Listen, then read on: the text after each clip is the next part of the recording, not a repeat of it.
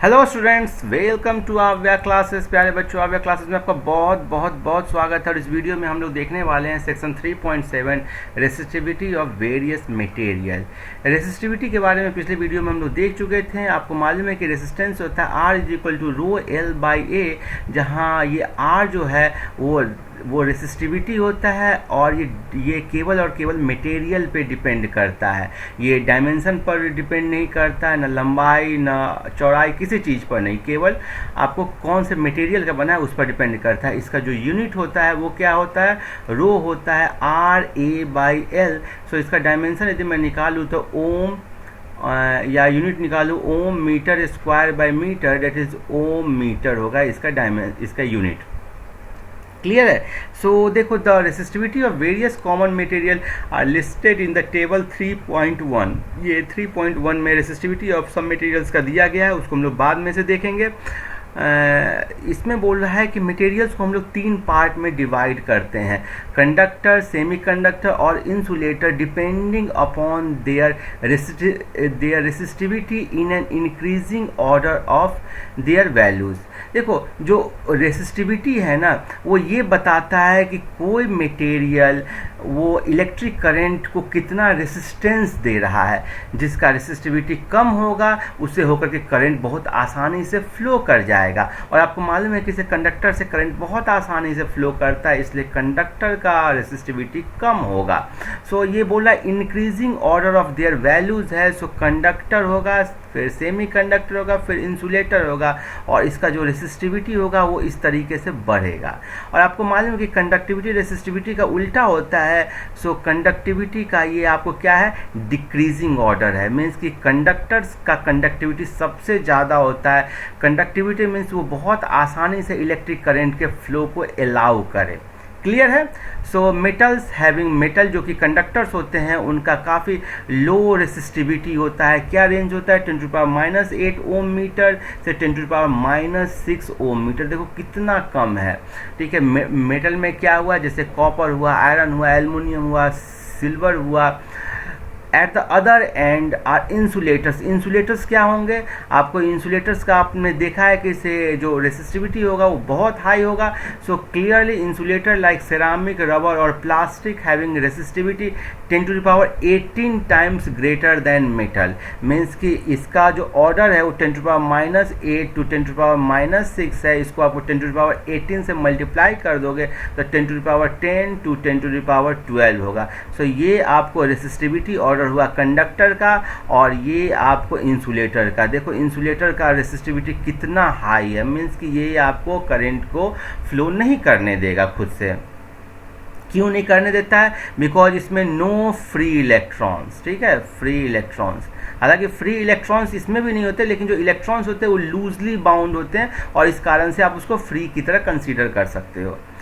So clearly in between the two, इन दोनों के बीच में क्या आता है, सेमी कंडक्टर। सेमी कंडक्टर बड़ा पिकुलियर है।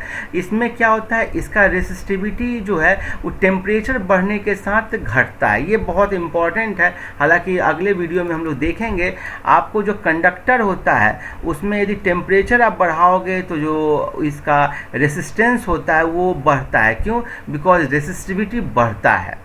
ठीक है।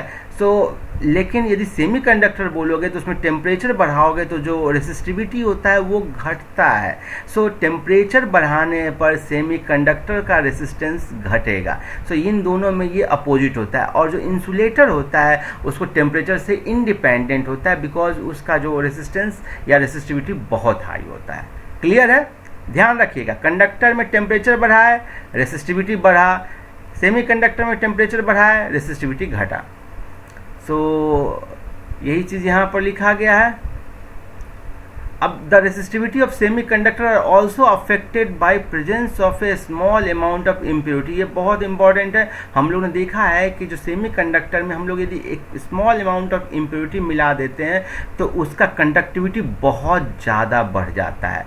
So small amount of impurity मिलाने पर जो कंडक्टर बनता है उसको एक्सट्रिंजिक सेमी कंडक्टर बोलते हैं। इम्प्योरिटी मिलाए और वो बन गया एक्सट्रिंजिक सेमीकंडक्टर इम्प्योरिटी, और उसका कंडक्टिविटी बहुत हाई हो गया, मीन्स कि उसका रेसिस्टिविटी बहुत लो हो गया। सो यही बोल रहा है। And this last feature is exploited the use of semiconductor in the electronic devices. कभी कभी ऑब्जेक्टिव में से पूछ देता है कि सेमीकंडक्टर का यूज इलेक्ट्रॉनिक डिवाइसेस में क्यों होता है। बिकॉज आप small amount of impurity add करने पर उसके रेसिस्टिविटी को बहुत या कंडक्टिविटी को बहुत चेंज कर सकते हो। अब टेबल 3.1 में रेसिस्टिविटी ऑफ सम मटेरियल्स दिया गया है। कंडक्टर का आप देखो 10⁻⁸ के फॉर्म में है, ठीक है। और ये देखो टेम्परेचर बढ़ने पर ये कैसे बढ़ रहा है। सो पॉजिटिव नोट के साथ बढ़ रहा है, मीन्स कि टेम्परेचर बढ़ेगा तो रेसिस्टिविटी भी बढ़ रहा है, ठीक है। इसको बोलते हैं टेम्परेचर डिपेंडेंस ऑफ रेसिस्टिविटी। ये कभी कभी न्यूमेरिकल में आता है, इसको हम लोग टेम्परेचर कोएफिशिएंट ऑफ रेसिस्टिविटी बोलते हैं, इसको अल्फा से डिनोट किया जाता है। और अगले सेक्शन में हम लोग इसको ढंग से समझेंगे। सो क्लियरली यहाँ पर देखो ये एक बड़ा अच्छा कंसेप्ट है। ये देखो एलॉय ऑफ निकेल, एफी, क्रोमियम, मैग्नीन, ये जो एलॉय होते हैं इनका रेसिस्टेंस, इनका जो रेसिस्टिविटी है ये भी 10⁻⁸ के फॉर्म का है, लेकिन इसका जो टेम्परेचर डिपेंडेंस है ये क्या है, वेरी लो, वेरी लो। सो इसका टेम्परेचर डिपेंडेंस लो होने के कारण टेम्परेचर चेंज यदि होगा तो इनसे बना हुआ जो भी रेसिस्टेंस होगा वो आपको चेंज नहीं करेगा। और इस फीचर को एक्सप्लॉइट किया जाता है, जो हम लोग अभी पढ़ेंगे वायर बाउंड जो रेसिस्टर होते हैं उसमें इस फीचर को यूज़ किया जाता है। सेमीकंडक्टर में क्या हो गया, सेमीकंडक्टर में आप देखो इनका जो रेसिस्टिविटी होता है वो इससे हाई है, ठीक है। ऑलमोस्ट देखो इसका 0.46 है, 2300 है। और ये जो टेम्परेचर डिपेंडेंस जो है, जो रेसिस्टिविटी का डिपेंडेंस है टेम्परेचर के साथ, वो अपोजिट है, निगेटिव है। मीन्स कि टेम्परेचर बढ़ेगा तो रेसिस्टिविटी घटेगा और करस्पॉन्डिंगली रेसिस्टेंस घटेगा। इनका इंसुलेटर का आप देखो प्योर वाटर, ध्यान दो कि जो हम लोग पीते हैं घर में पानी वो आपको कंडक्टर होता है, जबकि प्योर वाटर जो जिसको हम लोग डिस्टिल्ड वाटर बोलते हैं वो क्या होता है, वो आपको इंसुलेटर होता है, ग्लास इंसुलेटर होता है, हार्ड रबर इंसुलेटर होता है, NaCl इंसुलेटर है। ये बहुत इंपॉर्टेंट है कि NaCl जो है वो इंसुलेटर है। फ्यूज्ड क्वार्ट्ज ये आपको इंसुलेटर है, जो सेरामिक हुए, प्लास्टिक हुए, वो सारे इंसुलेटर्स हैं। और इन सब का जो रेसिस्टिविटी है देखो कितना हाई है। इसमें प्योर वाटर का रेसिस्टिविटी कम हाई है, बट ये भी स्टिल हाई है। अब देखो कि commercially produce resistor for domestic use और in laboratory are two major type. पहला होते हैं वायर बाउंड रेसिस्टर और दूसरा होते हैं कार्बन रेसिस्टर। ये बहुत इंपॉर्टेंट है। Wire bound resistor are made by winding the wire of an alloy, example manganin, constantan, nichrome and और सिमिलर वन। सो इनको आप क्या करते हो, एक नॉन कंडक्टिव आप कोर लेते हो। ये क्या होते हैं, नॉन कंडक्टिव, बिकॉज ये, और इसके ऊपर इनको वायर को बांध देते हो, ठीक है। इन्हीं वायर का यूज़ क्यों किया जाता है, बिकॉज इसका टेम्परेचर डिपेंडेंस बहुत लो है। सो ये आप ध्यान रखिएगा, इन सारे एलॉय का यूज़ होता है वायर बाउंड में। The choice of this material is dictated mostly by the fact their resistivity are relatively insensitive of temperature. यही जो हम लोगों ने से बात किया कि इनका जो रेसिस्टिविटी है वो टेम्परेचर पर बहुत कम डिपेंड करता है, बहुत कम का वैरी होता है। देखो यहाँ पर हम लोगों ने देखा था, ये देखो वेरी लो। और these resistor are typical in the range of fraction of an ohm or to few hundred ohm। so basically इसमें लॉस क्या है कि ये काफ़ी हाई रेसिस्टेंस में यूज़ नहीं हो सकता। ये सभी कभी कभी ऑब्जेक्टिव में पूछता है, हाई रेसिस्टेंस में यूज़ नहीं हो सकता है। ये बड़े साइज़ का होगा, सो बिगर इन साइज़ होगा। फिर क्या होगा, इसको बनाने में ये कॉम्पैक्ट नहीं होगा। और दूसरा क्या होगा, ये एक्सपेंसिव होगा। तो ये सब इसके कुछ डिसएडवांटेज होंगे। और फिर क्या होगा कि यदि आप लो फ्रीक्वेंसी में काम करोगे तब तो ये आपको सही काम करेगा, हाई फ्रीक्वेंसी में आप जाओगे तो ये सही काम नहीं करेगा। फिर resistor in the higher range, ठीक है, हाई रेंज में आपको यदि बनाना हो तो मोस्टली कार्बन का यूज़ होता है, और कार्बन रेसिस्टर्स आर कॉम्पैक्ट। देखो ये जो प्रॉब्लम था वो सॉल्व हो गया, इनएक्सपेंसिव, सस्ता भी हो गया, एंड दस find extensive use in electronic circuit. So electronic circuit में जो यूज़ होते हैं वो कौन से होते हैं? कार्बन रेसिस्टर होते हैं। Carbon resistor are small in size, hence is value are general are given using a colour code. और ये कलर कोड बहुत ही इंपॉर्टेंट है।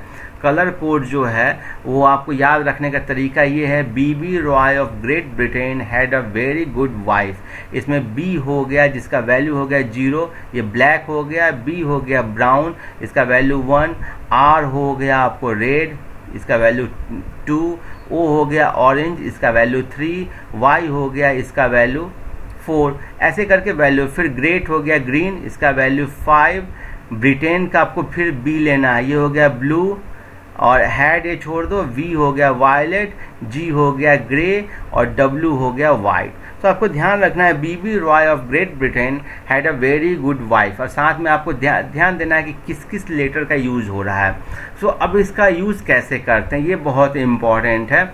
ये आपको नंबर्स है, ये क्रॉसपॉन्डिंग इसके मल्टीप्लायर्स हैं। लाइक 10 टू द पावर 0 करोगे तो ये क्या बन जाएगा? 1। इसमें नंबर 1 है तो आप जो मल्टीप्लायर के तौर पे यूज जब करना होगा तो 10 टू द पावर 1 करोगे। ये 2 है तो 10 टू द पावर 2 करोगे, 3 है तो ये 10 टू द पावर 3 करोगे, 4 है 10 टू द पावर 4 करोगे।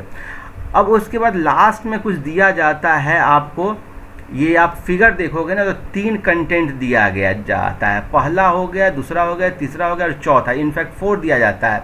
सो इसमें जो ये जो सबसे लास्ट वाला होता है वो आपको टॉलरेंस होता है, और टॉलरेंस के लिए हम लोग गोल्ड का, सिल्वर का या कोई कलर का यूज़ नहीं करते हैं। सो जब 3 कलर का होगा तब मानना कि टॉलरेंस के लिए कोई कलर नहीं यूज हुआ है, अदरवाइज गोल्ड और सिल्वर का यूज़ होता है। सो हम लोग देख लेते हैं इसको हम लोग कैसे इसका वैल्यू निकालते हैं। लाइक आपको एक कोई कार्बन रेसिस्टर दिया गया हो जिसमें कि कलर कोडिंग ऐसे दिया गया, पहला येलो होगा, दूसरा वायलेट है, तीसरा ब्राउन है और लास्ट में गोल्ड है। सो आप देखो yellow, violet, brown. So yellow के क्रॉसपॉन्डिंग कौन सा नंबर हो गया? 4। सो आप पहला लिख दोगे 4, फिर दूसरा था वायलेट, तो वायलेट के क्रॉसपॉन्डिंग हो गया 7। सो आप फिर उसके बाद क्या लिखोगे? 7 लिखोगे। सो आप ध्यान दो कि यदि आपको कलर इस टाइप से कि येलो, वायलेट और ब्राउन, सो 2 कलर के क्रॉसपॉन्डिंग जो आपको नंबर आएगा वो आपको मेंशन करना है। पहले कलर के क्रॉसपॉन्डिंग नंबर मेंशन करना है, दूसरे कलर के भी क्रॉसपॉन्डिंग नंबर मेंशन करना है, और तीसरे कलर के क्रॉसपॉन्डिंग आपको मल्टीप्लायर यूज़ करना है। सो ब्राउन के क्रॉसपॉन्डिंग जो मल्टीप्लायर है वो कितना है? 10 to the power 1। So into 10 to the power 1।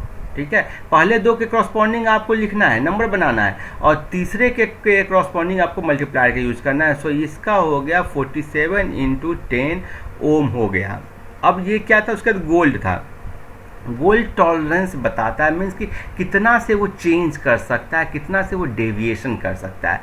सो फिर डेविएशन कितना से हो सकता है? 5% से। So plus minus 5%। ठीक है, इसका 5% मीन्स कि 5% कितना होगा? 470 इंटू 5/100, और ये हो गया आपको लगभग 24। सो 24 ओम से ये डेविएशन कर सकता है। क्लियर है? मीन्स कि इसका जो रेसिस्टेंस का वैल्यू होगा वो कितना के बीच में होगा? 4। इनफैक्ट यदि पूरा एक्यूरेट वैल्यू निकालोगे 23.5, 23, सो ये होगा 470 माइनस 23.5 ओम से, ये होगा 470 प्लस 23.5 ओम के बीच में इसका रेसिस्टेंस होगा। सो देखो यही निकाला गया होगा वैल्यू, देखो यहाँ पर निकाला गया 470। इनफैक्ट ये ओम है, ये बुक में थोड़ा सा ये इशू है। ठीक है, सो ये आ गया टॉलरेंस लेवल के साथ। अब ये देखो सेकंड था, ये क्या था? रेड, रेड, रेड और सिल्वर। ठीक है, सो रेड, रेड, आप देखो रेड क्या है, कहाँ पर है? 3rd में है, और रेड, रेड, रेड ही है। सो 2, 2 और इंटू 10 टू द पावर 2, और टॉलरेंस लेवल सिल्वर के लिए कितना है? 10%। सो प्लस माइनस 10% कर दोगे। सो 22 इंटू 2200 प्लस माइनस 20, देखो 2200 प्लस माइनस 10%। सो इस तरीके से आप निकालते हो। The resistor have a set of coaxial coloured rings on them whose significance are listed in table 3.2. The first two band from the end indicates the first two significant figures of resistance in ohm. The third band indicates the decimal multiplier. ये ध्यान देना, first to आपको resistance बताता है, third वाला आपको multiplier बताता है. And the last band stand for tolerance or possible variations in percentage. कितना से वेरिएशन हो रहा है indicated value. Sometimes the last band is absent और ये इंडिकेट करता है कि टॉलरेंस ऑफ 20% है. लाइक सपोज करो यहाँ गोल्ड हट जाता है तो इसका रेसिस्टेंस कितना हो जाता है 470 प्लस माइनस 20%.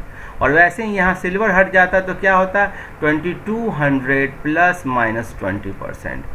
लाइक यहाँ पर एग्जाम्पल भी दिया है, if the 4 colours are orange blue yellow and gold. ठीक है, orange blue yellow and gold, then the resistance will be 36 इंटू 10⁴ ohm with the tolerance value of 5%. So इसको पहले एक बार देख लेते हैं. तो आपको कलर क्या क्या है, ऑरेंज ब्लू येलो. सो ऑरेंज के क्रॉसपॉन्डिंग है 3, ब्लू के क्रॉसपॉन्डिंग हो गया आपको 6 और मल्टीप्लायर कितना है येलो के क्रॉसपॉन्डिंग हो गया 4. तो 36 का पावर 36 इंटू 10⁴ प्लस माइनस मल्टीप्लायर गोल्ड है तो 5% हो जाएगा. तो देखो यही है, बहुत आसान था. मेरे ख्याल में आप वीडियो को बहुत अच्छे से समझ गए होंगे. ठीक है, सो आई एम श्योर आपको वीडियो अच्छा लगा होगा. नेक्स्ट वीडियो में हम लोग देखेंगे temperature dependence of resistivity. Keep watching, happy learning, thank you.